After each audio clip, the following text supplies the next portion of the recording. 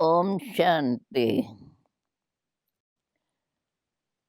12 तारीख 9 मार्च 21। अव्यक्त रिवाइज। इसकी हेडिंग है याद में रमणीकता लाने की युक्तियां। आज विधाता वरदाता बाप दादा अपने मास्टर विधाता वरदाता बच्चों को देख रहे हैं। हर एक बच्चा विधाता भी बने हो तो वरदाता भी बने हो। साथ साथ बाप दादा देख रहे थे कि बच्चों का मर्तबा कितना महान है। इस संगम युग के ब्राह्मण जीवन का कितना महत्व है। विधाता वरदाता के साथ विधि विधाता भी आप ब्राह्मण हो। आपकी हर विधि सत्य में कैसे परिवर्तित होती है वह पहले सुनाया है। इस समय के हर कर्म की विधि भविष्य में चलती ही है, लेकिन द्वापर के बाद भी भक्ति मार्ग में इस समय की श्रेष्ठ कर्मों की विधि भक्ति मार्ग के विधि बन जाती है। तो पूज्य रूप में भी इस समय की विधि जीवन के श्रेष्ठ विधान के रूप में चलती है और पुजारी मार्ग अर्थात भक्ति मार्ग में भी आपकी हर विधि नीति व रीति में चलती आती है। तो विधाता वरदाता और विधि विधाता भी है। आपके मूल सिद्धांत सिद्धि प्राप्त होने के साधन बन जाते हैं। जैसे मूल सिद्धांत बाप एक है, धर्म आत्माएं महान आत्माएं अनेक है, लेकिन परमात्मा एक है। इसी मूल सिद्धांत द्वारा आधा कल्प आप श्रेष्ठ आत्माओं को एक बाप के द्वारा प्राप्त हुआ वर्षा सिद्धि के रूप में प्राप्त होता है। प्रारब्ध मिलना अर्थात सिद्धि स्वरूप बनना, क्योंकि एक बाप है, बाकी तो सब महान आत्माएं व धर्म आत्माएं हैं। बाप नहीं है, भाई भाई है। वर्षा बाप से मिलता है। भक्ति में भी गॉड इज वन। यही सिद्धांत सिद्धि प्राप्त करने का आधार बनता है। भक्ति का आदि आधार भी एक बाप के शिवलिंग रूप से आरंभ होता है, जिसको कहा जाता है अव्यभिचारी भक्ति। तो भक्ति मार्ग में भी इसी एक सिद्धांत द्वारा ही सिद्धि प्राप्त होती है कि बाप एक है। ऐसे जो भी आपके मूल सिद्धांत है, उस एक एक सिद्धांत द्वारा सिद्धि प्राप्त होती रहती है। जैसे इस जीवन का मूल सिद्धांत पवित्रता है। इस पवित्रता के सिद्धांत द्वारा आप आत्माओं को भविष्य में सिद्धि स्वरूप के रूप में लाइट का ताज सदा ही प्राप्त है, जिसका यादगार रूप डबल ताज दिखाते हैं।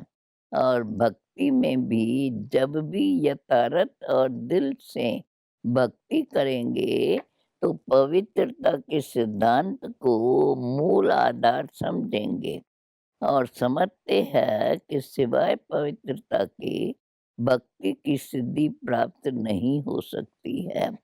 चाहे अल्पकाल के लिए जितना समय भक्ति करते हैं, उतना समय ही पवित्रता को अपनाएं, लेकिन पवित्रता ही सिद्धि का साधन है। इस सिद्धांत को अपनाते अवश्य है। इस प्रकार से हर एक ज्ञान का सिद्धांत व धारणा का मूल सिद्धांत बुद्धि से सोचो। हर एक सिद्धांत सिद्धि का साधन कैसे बनता है, यह मनन करने का काम दे रहे हैं।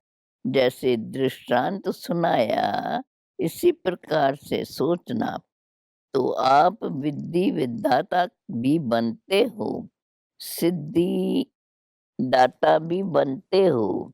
इसलिए आज तक भी जिन भक्तों को जो सिद्धि चाहिए, वो भिन्न-भिन्न देवताओं द्वारा भिन्न-भिन्न सिद्धि प्राप्त करने के लिए उन्हीं देवताओं की पूजा करते हैं।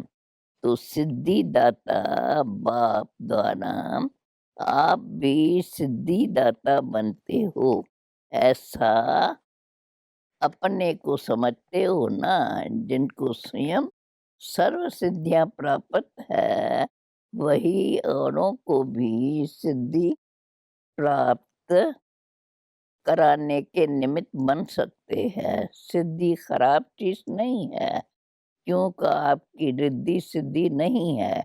रिद्धि सिद्धि जो होती है, वो अल्प काल के लिए प्रभावशाली होती है, लेकिन आपकी यथार्थ विद्धि द्वारा सिद्धि है। ईश्वरीय विद्धि द्वारा जो सिद्धि प्राप्त होती है, वो सिद्धि भी ईश्वरीय सिद्धि है। जैसे ईश्वर अविनाशी है, तो ईश्वरी विद्धि और सिद्धि भी अविनाशी है। रिद्धि सिद्धि दिखाने वाला स्वयं भी अल्पज्ञ आत्मा है। उन्हों की सिद्धि भी अल्प काल की है, लेकिन आपकी सिद्धि सिद्धांत के विधि द्वारा है। इसलिए आधा कल्प स्वयं सिद्धि स्वरूप बनते हो, और आधा कल्प आपके सिद्धांत द्वारा भगत आत्माएं यथाशक्ति तथा फल की प्राप्ति व सिद्धि प्राप्त करते आए हैं। क्योंकि भक्ति की शक्ति भी समय प्रमाण कम होती जाती है।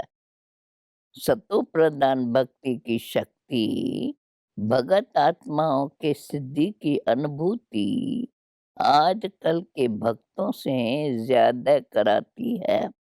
इस समय की भक्ति तमो प्रधान होने के कारण न यथार्थ सिद्धांत रहा है, न सिद्धि रही है।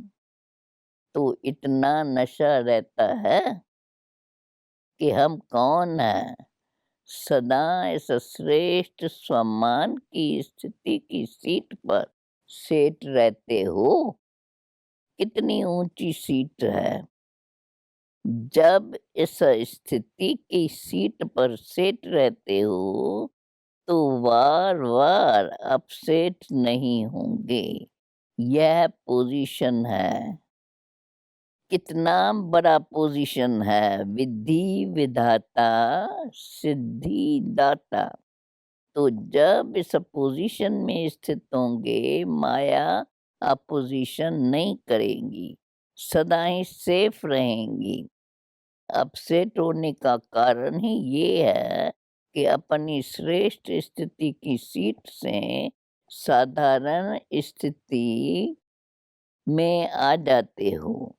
याद में रहना व सेवा करना एक साधारण दिनचर्या बन जाती है, लेकिन याद में भी बैठते हो, तो अपनी कोई न कोई श्रेष्ठ सम्मान की सीट पर बैठो। सिर्फ ऐसे नहीं कि याद के स्थान पर, चाहे योग के कमरे में, चाहे बाबा के कमरे में, बिस्तर से उठकर सारे दिन में जाकर बैठ गए। लेकिन जैसे शरीर को योग्य स्थान देते हो, वैसे पहले बुद्धि को स्थिति का स्थान दो।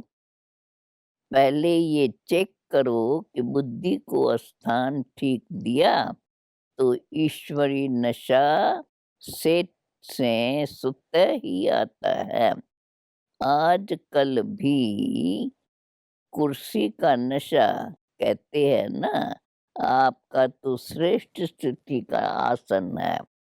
कभी मास्टर बीज रूप की स्थिति के आसन पर, सीट पर सेट है, कभी अव्यक्त फरिश्ते के सीट पर सेट है, कभी विश्व कल्याणकारी स्थिति की सीट पर सेट हो।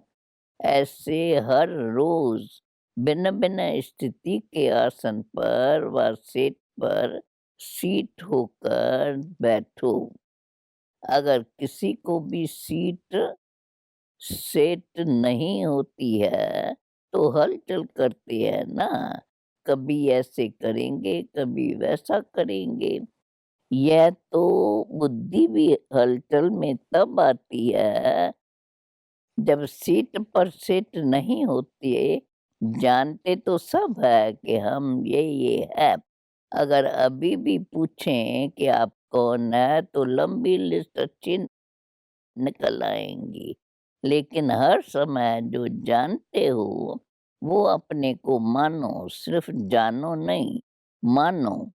क्योंकि जानने से सूक्ष्म में खुशी तो रहती है, हाँ मैं ये हूँ। लेकिन मानने से शक्ति आती है और मानकर चलने से नशा रहता है। जैसे कोई भी पोजीशन वाले जब सीट पर सेट होते हैं तो खुशी होंगी, लेकिन शक्ति नहीं होगी। तो जानते हो, लेकिन मान कर चलो तो, और बार-बार अपने से पूछो, चेक करो कि सीट पर सेट हूँ या साधारण स्थिति में नीचे आ गया। जो औरों को सिद्धि देने वाली है, वो स्वयं हर संकल्प में, हर कर्म में सिद्धि स्वरूप अवश्य होंगे, दाता होंगे। सिद्धिदाता कभी यह सोच नहीं सकते कि जितना पुरुषार्थ करते हैं व मेहनत करते हैं उतनी सिद्धि दिखाई नहीं देती है। व जितना याद में अभ्यास करते हैं उतनी सिद्धि नहीं अनुभव होती है। इससे सिद्ध है कि सीट पर सेट होने की विधि यथार्थ नहीं है। ज्ञान रमणीक है, रमणीक अनुभव स्वतः ही सुस्ती को भगा देता है। ये तो कई कहते हैं ना, वैसे नींद नहीं आएँगी, लेकिन योग में नींद अवश्य आएँगी। ये क्यों होता है? ऐसी बात नहीं कि थकावट है, लेकिन रमणीक रीति से और नेचुरल रूप से बुद्धि को सीट पर सेट नहीं करते हो। तो सिर्फ एक रूप से नहीं, लेकिन वैरायटी रूप से सेट करो। वही चीज़ अगर वैरायटी रूप से परिवर्तन कर यूज़ करते हो, तो दिल खुश होती है।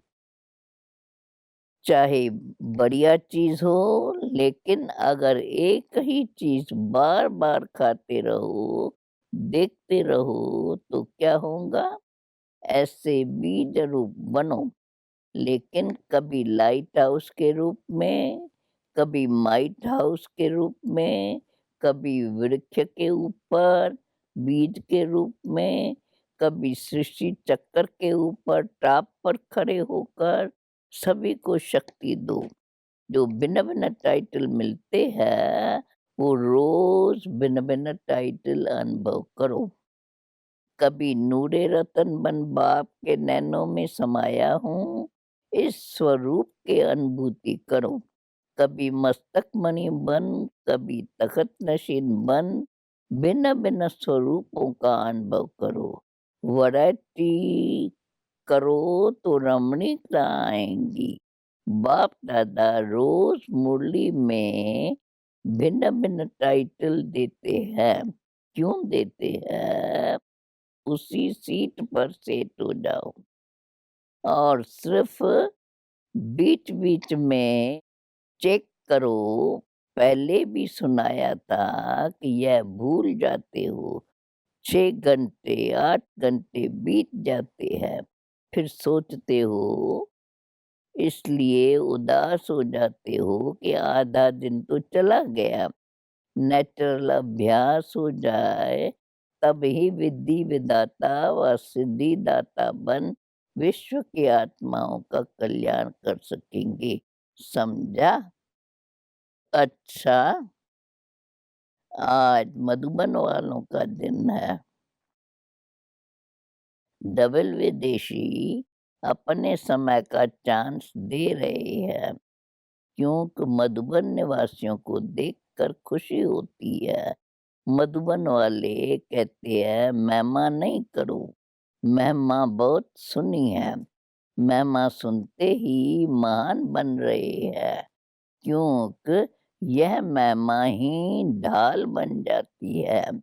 जैसे युद्ध में सेफ्टी का साधन ढाल होती है ना, तो यह महिमा भी स्मृति दिलाती है कि हम कितने महान हैं। मधुबन सिर्फ मधुबन नहीं है, लेकिन मधुबन है विश्व की स्टेज। मधुबन में रहना अर्थात विश्व की स्टेज पर रहना। तो जो स्टेज पर रहता है, वो कितना अटेंशन से रहता है। साधारण रीत से कोई किसी भी स्थान पर रहता है, तो इतना अटेंशन नहीं रहता है। जब स्टेज पर आएगा, तो हर समय, हर कर्म पर इतना ही अटेंशन होगा। तो मधुबन विश्व की स्टेज है। चारों ओर की नज़र मधुबन के ऊपर ही है। वैसे भी सबका अटेंशन स्टेज की तरफ जाता है ना। तो मधुबन निवासी सदा विश्व की स्टेज पर स्थित है। साथ-साथ मधुबन एक विचित्र गुंबज है, और गुंबज जो होते हैं, उसका आवाज़ अपने तक आता है। लेकिन मधुबन ऐसा विचित्र गुंबज है, जो मधुबन का ज़रा-सा आवाज़ विश्व तक चला जाता है।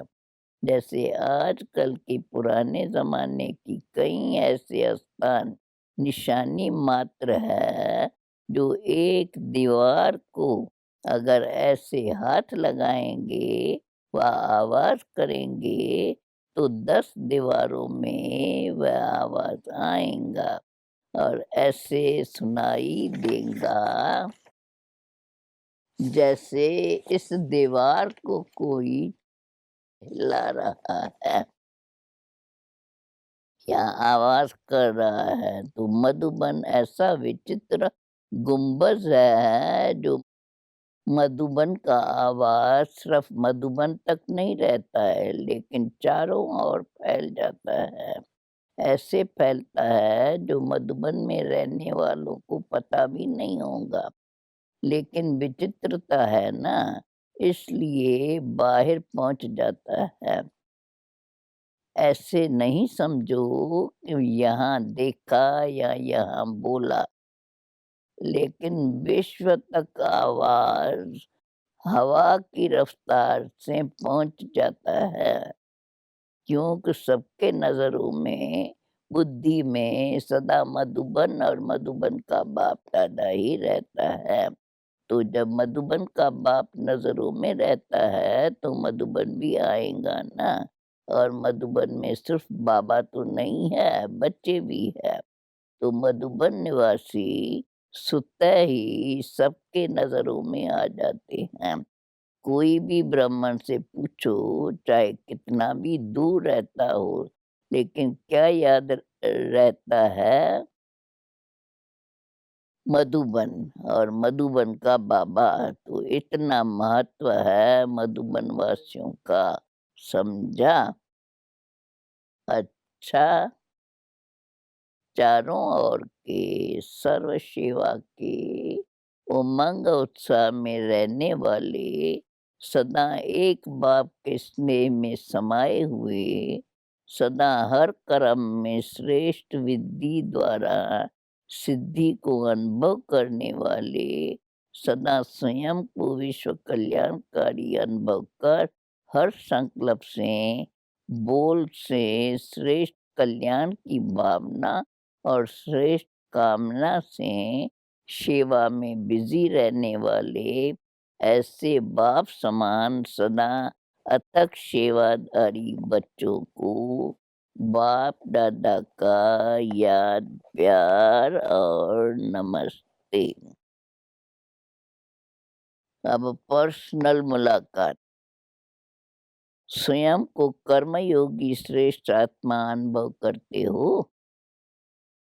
कर्मयोगी आत्मा सदा कर्म का प्रत्यक्ष फल स्वतः ही अनुभव करती है। प्रत्यक्ष फल है खुशी और शक्ति। तो कर्मयोगी आत्मा अर्थात प्रत्यक्ष फल खुशी और शक्ति अनुभव करने वाले बाप सदा बच्चों को प्रत्यक्ष फल प्राप्त कराने वाले हैं। अभी अभी कर्म किया, कर्म करते खुशी और शक्ति का अनुभव किया, तो ऐसे कर्म योगी आत्मा हूँ। इसी स्मृति से आगे बढ़ते रहो। बेहद की सेवा करने से बेहद के खुशी का स्वतः ही अनुभव होता है। बेहद का बाप बेहद के अधिकारी बनाते हैं। बेहद सेवा का फल बेहद का राजभाग स्वतः ही प्राप्त होता है। जब बेहद के स्थिति में स्थित होकर सेवा करते हो, तो जिन आत्माओं के निमित्त बनते हो, उनकी दुआएं स्वतः आत्मा में शक्ति और खुशी की अनुभूति कराती है। एक स्थान पर बैठे भी बेहद सेवा का फल मिल रहा है। इस सब बेहद के नशे से बेहद का खाता जमा करते आगे बढ़ते चलो। अभी वरदान। सेकंड में देह रूपी चोले से न्यारा बन कर्म भोग पर विजय प्राप्त करने वाले सर्वशक्ति संपन्न भव। जब कर्म भोग का जोर होता है, कर्म इंद्रिया कर्म भोग के वश अपनी तरफ आकर्षित करती है।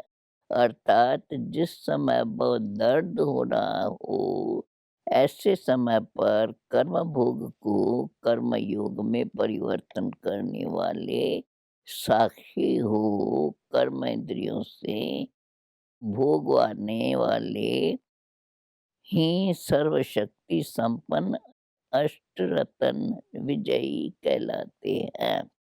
इसके लिए बहुत समय का देह रूपी चोले से न्यारा बनने का अभ्यास हो। यह वस्त्र यह दुनिया की व माया की आकर्षण में टाइट अर्थात खींचा हुआ न हो, तब सहज उतरेगा।